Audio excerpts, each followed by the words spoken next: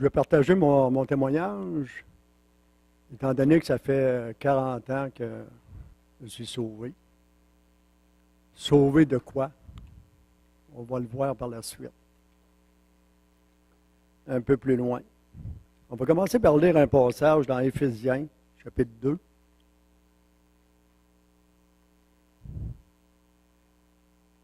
On va commencer les 3 premiers versets. Pour vous, vous étiez morts par vos fautes et par vos péchés. Ou péchés. Non, c'est tabou, ça, ce mot-là. On n'entend plus ça aujourd'hui. Mais pourtant, le péché existe encore. Amen. Dans lequel vous marchiez autrefois selon le cours de ce monde, selon le prince de la puissance de l'air, cet esprit qui agit maintenant dans les fils de la rébellion. Nous tous aussi, nous étions de leur nombre, et nous nous conduisions autrefois selon nos convoitises charnelles.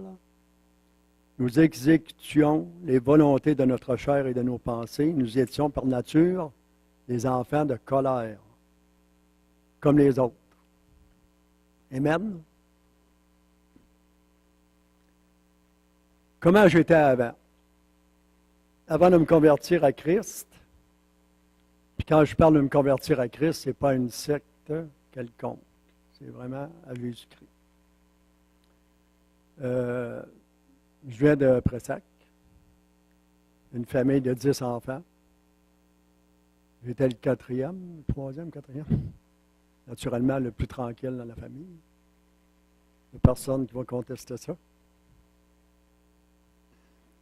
La première fois que j'ai entendu l'Évangile, c'est mon frère Michel qui m'a témoigné. Mais j'étais indifférent parce que pour moi, Dieu, c'était le dernier de mes soucis. Il n'était pas vraiment dans ma vie du tout. Pour moi, Dieu et la religion, là, non, c'était pas moi ça.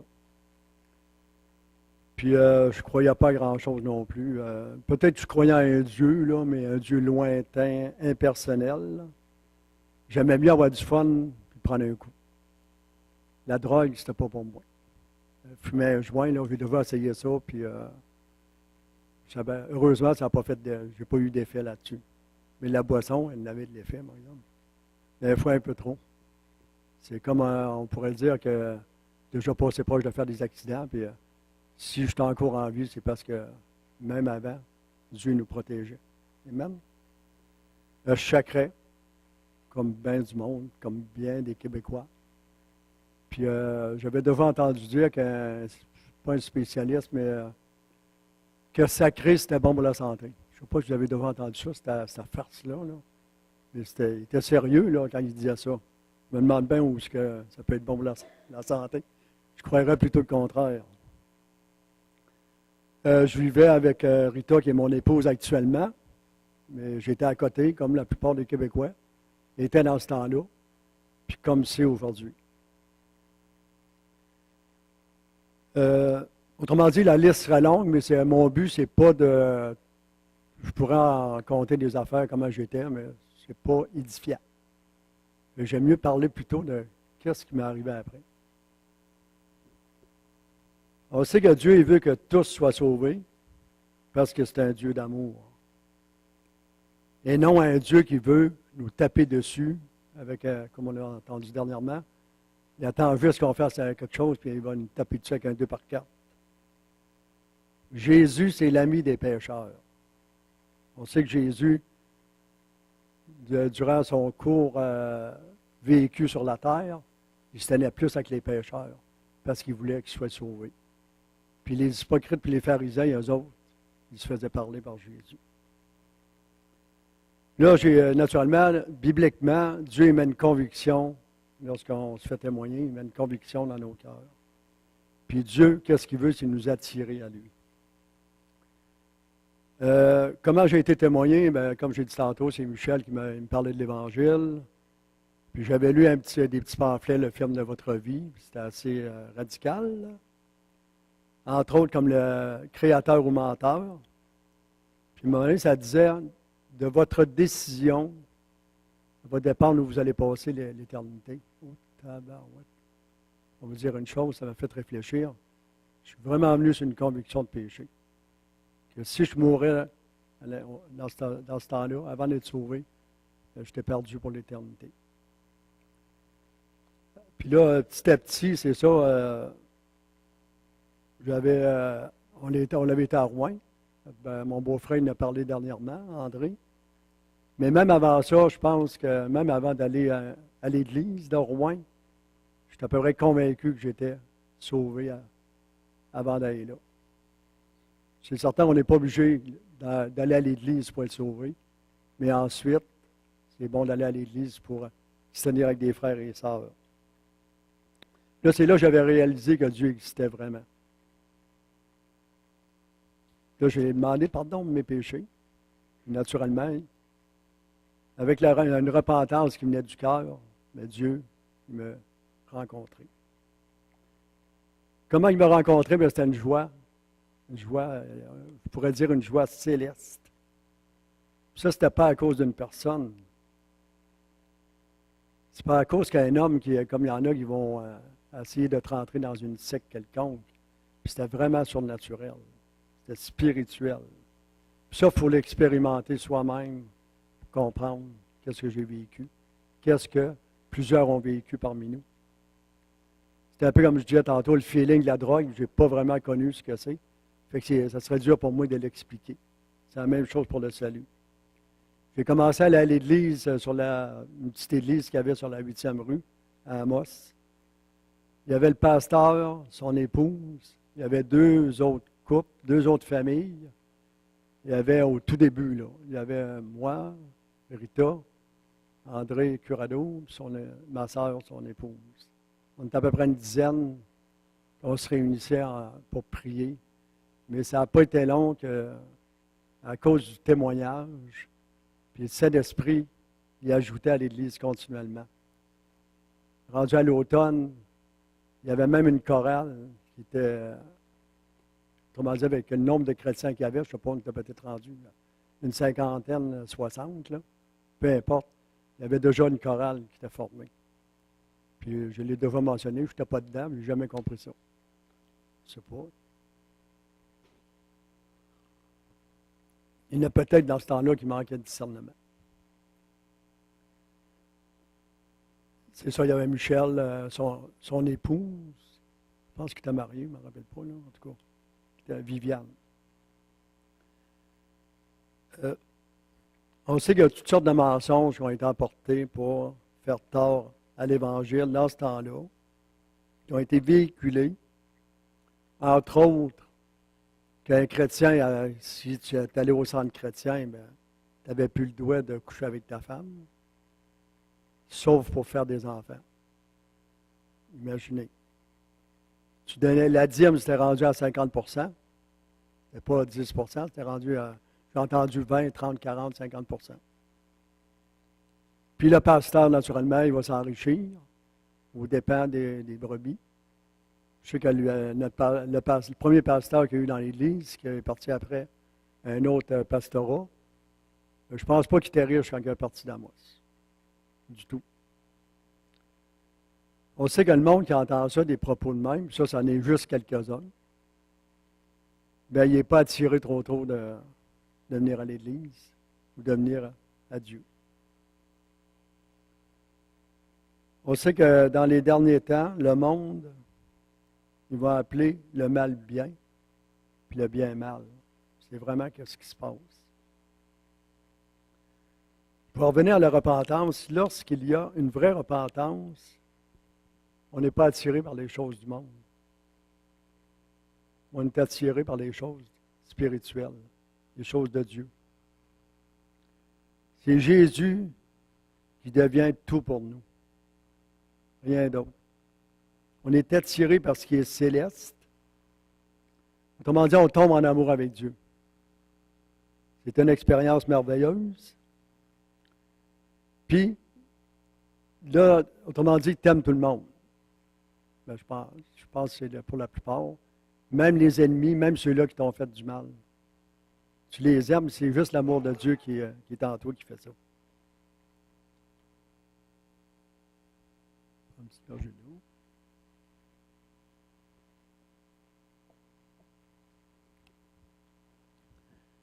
Euh, Pourquoi que j'emporte ça? C'est un exemple. Pourquoi j'emporte le salut? C'est si vous voyez une maison en feu, puis qu'il y a quelqu'un qui est sur le balcon en haut, là, au deuxième étage, puis qui crie sauve-moi, sauve-moi. Puis que le feu, il est pas loin, mais on a encore au lieu d'attendre les pompiers, il y a encore une possibilité d'aller les sauver. Qu'est-ce qu'on va faire? Puis qu'est-ce que vous penseriez de moi si je n'irais pas, je dirais que j'étais un beau lâche, tandis que j'ai la possibilité de le sauver. C'est la même chose pour le salut, puis c'est encore plus important, le salut éternel. Amen. Entre autres, on passait beaucoup de temps en prière, puis la prière, ce n'était pas des litanies. C'était vraiment, on se rencontrait, puis on se mettait à prier tout bonnement pour le salut des gens, pour qu'ils soient sauvés. Puis Dieu exauçait nos prières. Entre autres, je me rappelle, juste un exemple, je restais dans une maison mobile après ça. Puis vous savez, une maison mobile, tu n'as pas un salage, c'est juste une jupe. Puis il avait fait vraiment froid, puis l'eau avait gelé. En se levant le matin, il n'y avait pas d'eau. Je n'ai même pas pensé à prier. C'est mon épouse qui a prié, je l'ai su après. J'étais sous la maison pour voir ce qui se passait. Il n'y avait rien. Quand j'ai remonté en haut, ouvre le champleur, il y avait de l'eau. C'était vraiment la main de Dieu. Dieu y avait agi. Dans l'église, dans la bâtisse où on allait, qu'on appelle une église, il y avait des bons temps de louange. C'était vraiment, tu ne savais jamais d'une réunion à l'autre qu'est-ce qui se passerait. Il y avait des paroles prophétiques, en tout cas, on pourrait en parler, expliquer que ça serait long, là. Il y avait des temps de louange, il y avait des bonnes prédications, c'était tout nouveau pour nous autres, là. Il y avait la prière pour les besoins, puis les besoins étaient souvent rencontrés. C'était miraculeux. On imposait les mains aux malades, puis souvent les malades étaient guéris. Puis il y avait même des miracles. Dieu ajoutait constamment des nouveaux convertis.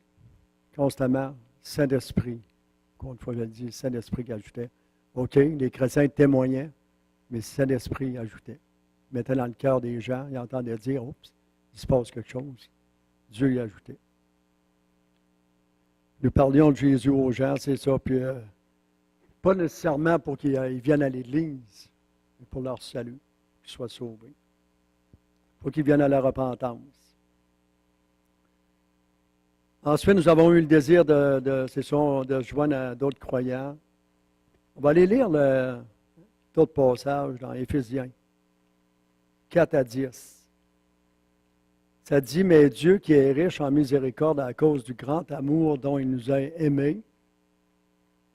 Ça c'est, on sait que Dieu il aime chacun de nous, il aime tout le monde. Nous qui étions morts par nos fautes, il nous a rendus à la vie avec Christ. C'est par grâce que vous êtes sauvés. On n'a rien fait pour être sauvés. C'est vraiment une grâce. C'est Dieu qui a permis qu'on entende l'Évangile comme il le fait dans le moment. C'est par grâce que vous êtes sauvés. Il nous a ressuscités ensemble. Il nous a fait asseoir ensemble dans les lieux célestes en Jésus-Christ, afin de montrer dans les siècles à venir la richesse surabondante de sa grâce par sa bonté envers nous en Jésus-Christ. C'est par la grâce, en effet, que vous êtes sauvés par le moyen de la foi. Cela ne vient pas de vous, c'est le don de Dieu. Ce n'est point par les œuvres afin que personne ne se glorifie, car nous sommes son ouvrage, nous avons été créés en Jésus-Christ pour des bonnes œuvres que Dieu a préparées d'avance afin que nous les pratiquions. Amen. Marquez, Dieu aime chacun de nous, chacun de vous qui m'écoutez. Il veut que tous soient sauvés, puis il ne force pas personne. Il nous a donné la liberté, un libre choix. Soit de... C'est certain, il y en a qui peuvent dire, bon, je suis capoté. Je l'ai entendu dire en mars quand j'ai été sauvé il y a 4 ans. 40 ans, je veux dire. Que Maurice, bon, il est sauté un peu, là, ça va durer peut-être 1 an, puis après, il va revenir à son bon sens. Mais ça fait 40 ans. Je ne dois pas être revenu à mon bon sens. C'est encore pareil. Je suis le Seigneur. Pas moi, je suis. Je le suis. Même si on est, c'est ça, il y en a qui vont dire, voyons, on est en 2018, là. Tu sais, la religion, là, c'était bon pour dans les années 50, ça, ou c'était bon, c'était comme, pour les enfants. Ils faisaient croire qu'il y avait le bonhomme 7 heures, là. Aujourd'hui, c'est rendu, c'est peu à la mode, ça, là. Mais c'est encore actuel. Parce que la vie éternelle, là, après la mort, c'est pas fini. Il y a vraiment la vie éternelle. Puis la vie éternelle, peu importe ce que la personne est, ça va être long. Notre premier besoin, c'est le salut. Un coup, tu es sauvé, tu vois comment Dieu il peut répondre à tes prières, comment il t'aime. Puis il peut répondre à tes besoins physiques, la délivrance, peu importe le besoin. Il est vivant, il vous aime, puis il veut vous attirer à lui. On va lire un dernier passage dans 2 Timothée.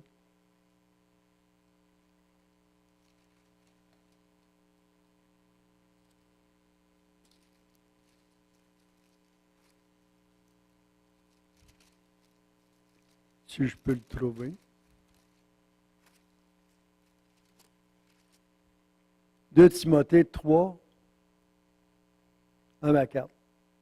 Sache que dans les derniers jours surgiront des temps difficiles, car les hommes seront égoïstes, amis de l'argent, fanfarons, orgueilleux, blasphémateurs, rebelles à leurs parents, ingrats, sacrilèges, insensibles, implacables, calomniateurs, sans frein, cruels, ennemis des gens de bien, traîtres, impulsifs, enflés d'orgueil, aimant le plaisir plus que Dieu.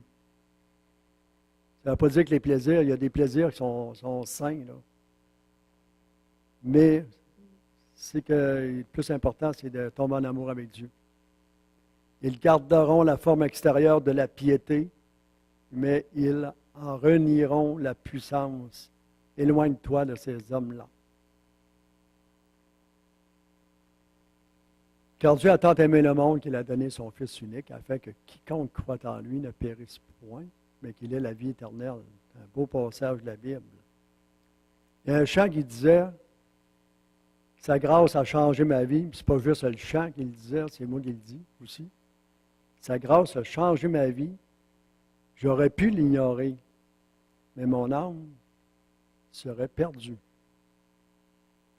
Je rends grâce à Dieu de m'avoir sauvé. Puis de faire partie encore de la maison de Dieu. Parce qu'il y en a qui peuvent être sauvés, mais ensuite, le salut, il n'est pas, c'est pas une garantie que tu es sauvé aujourd'hui, que tu vas être sauvé encore, tout dépendant de ta discipline, de ta vie chrétienne. Il faut s'attacher à Dieu. Je vous mets au défi de crier à Dieu de tout votre cœur. Comme il y en a qui ont déjà fait, Seigneur, montre-moi que tu es vivant. Et Dieu est capable de vous le montrer. Amen. Il vous aime, il veut vous attirer à lui. Puis le salut, c'est gratuit. Ça ne coûte pas rien. Il y a un autre chant qu'on chantait, viens à Jésus maintenant, car il est près de toi. Saisis son vêtement. Il sait dans le moment qu'est-ce que tu vis. Il veut te sauver, il veut te bénir, il veut te délivrer. Ce n'est pas un effet de hasard si tu entends l'Évangile. Peu importe si c'est la première fois, la deuxième fois, la troisième fois. Ce n'est pas un hasard.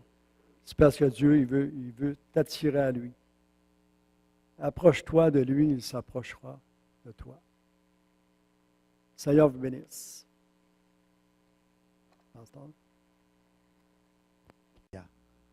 Vous savez, un témoignage, on ne sait jamais quand est-ce que quelqu'un va l'écouter. Quand on entend un témoignage de quelqu'un, c'est sa vie, c'est son choix, c'est sa décision. Puis on est tous libres les uns les autres de faire nos propres décisions.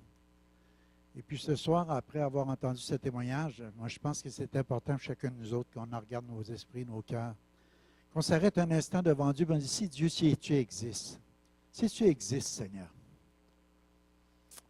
où est-ce que j'en suis maintenant dans ma vie? Moi aussi, je veux expérimenter. Si tu existes, Seigneur, je veux que tu te révèles à moi ce soir. Je veux que tu te révèles à mon cœur, à ma vie. Si tu entends ce message ce soir, fais juste lui dire les mêmes paroles. Je voudrais tellement que tu viennes dans ma vie, Seigneur. Je sais que je suis un pécheur. Je sais que je ne mérite rien. Je sais que je suis perdu pour l'éternité. Mais tu as donné ton Fils, car Dieu a tant aimé le monde, pour que je sois sauvé. Je veux l'accepter comme mon Sauveur et mon Seigneur, comme celui qui a payé le prix de mon rachat, comme celui qui a payé à la croix du Calvaire pour toutes mes fautes, celui qui a subi le châtiment à ma place, mais qui va m'apporter la paix dans ma vie, dans mon cœur. Je te mets au défi ce soir de l'expérimenter, de juste faire cette prière, de dire, pardonne-moi, viens dans mon cœur, Jésus. Et tu vas voir que notre Dieu est vivant, que notre Dieu est ressuscité, que Dieu veut faire la différence dans ta vie. Il n'y a aucune situation que Dieu ne peut pas intervenir, que te secourir. Il veut manifester sa puissance, sa gloire encore aujourd'hui, dans ce temps.